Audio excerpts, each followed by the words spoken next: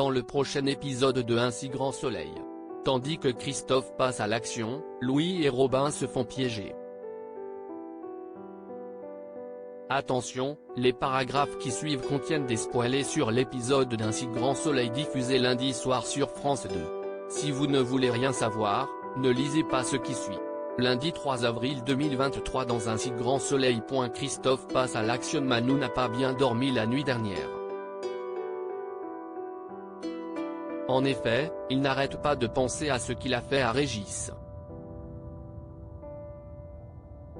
Bien que ce dernier le dégoûte, le policier s'en veut malgré tout d'avoir pointé une arme sur lui.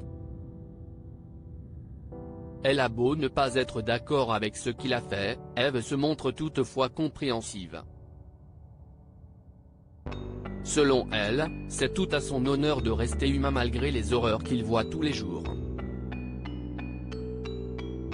Seulement, Manu est contrarié et craint que Tresson s'en sorte à cause de ses bêtises. Pendant ce temps, Cécile confie à Christophe combien elle en veut à Manu d'avoir pété les plombs. À cause de lui, Tresson a de fortes chances de s'en sortir car Maître Levard va invoquer un vice de procédure pour faire annuler l'ensemble du dossier. Non loin de là, Manu rencontre le commissaire Becker. Après lui avoir fait la morale, celui-ci le prévient qu'une fois que Tresson aura porté plainte, l'IGPN sera saisi. Il sera alors suspendu de ses fonctions. Pour lui faire gagner du temps, Manu lui remet alors sa démission. Au cabinet vétérinaire, Christophe se prépare à passer à l'action. Une fois qu'il a préparé une seringue contenant un produit mortel, le vétérinaire charge Charles de gérer le cabinet cet après-midi en prétextant avoir des interventions à l'extérieur. De son côté, Manu rassemble ses affaires dans un carton avant de quitter le commissariat. Dans le même temps, Becker ordonne à Alex de se rendre chez Tresson afin de connaître ses intentions car il trouve étrange qu'il n'ait toujours pas porté plainte contre Manu. En parallèle, Christophe met une casquette puis débarque dans le bureau de Tresson. Quelques heures plus tard, Alex se rend sur le lieu de travail de Tresson mais ce dernier est introuvable. Pourtant, sa voiture est toujours garée dehors et ses papiers d'identité ainsi que son téléphone sont posés sur son bureau. Rapidement, Alex remarque une goutte de sang au sol. Becker lui demande donc de prévenir la police scientifique au plus vite. À quelques encablures, Christophe rentre chez lui avec le sourire aux lèvres. Louis et Robin se font piéger à la suite de l'agression de leur fils. Chloé et Léonore ont l'intention d'aller porter plainte.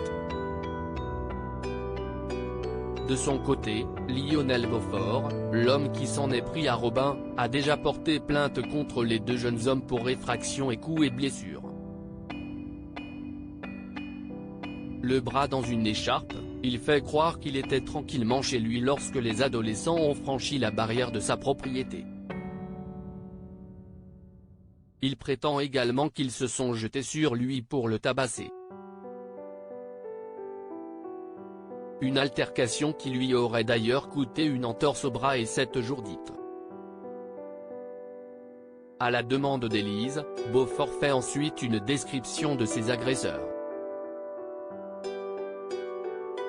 Dans l'après-midi, Robin, Louis, Chloé et Léonore vont au commissariat pour porter plainte. En écoutant les adolescents raconter leur histoire, le brigadier Valois fait le rapprochement avec la plainte de Beaufort. C'est de cette façon que les Cresson et les Moore découvrent que Beaufort a porté plainte contre eux. Dans la foulée, Chloé appelle son mari. Si elle croit fermement à l'innocence de Louis et Robin, ce n'est pas vraiment de ce dernier. Pour sa part, Marc réclame des explications à Louis. Après avoir juré qu'il disait la vérité, Louis rapporte à son père ce qu'il s'est passé.